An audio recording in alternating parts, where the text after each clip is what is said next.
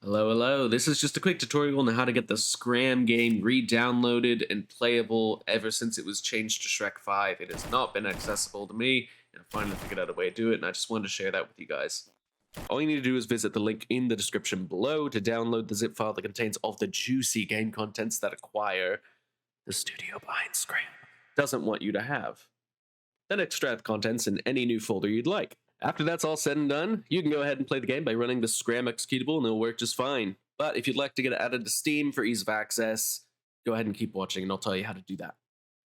Firstly, before you navigate away from that Scram folder you made to get all the game contents in, simply copy the folder address. We're going to need that later. Open up Steam, navigate to your library. In the lower left corner, you'll see Add a Game. Go ahead and click on that. In the drop window that pops up, click on Add a Non-Steam Game. In the newly generated pop-up window, click Browse. This will allow us to manually search the executable we need. And this is also where that folder address you copied comes in handy. Simply click on the file address bar that came up, paste in that location, hit Enter, and you'll be taken directly where you need to go. Super simple. Click on the Scram executable and click Open in the lower right of the File Explorer window.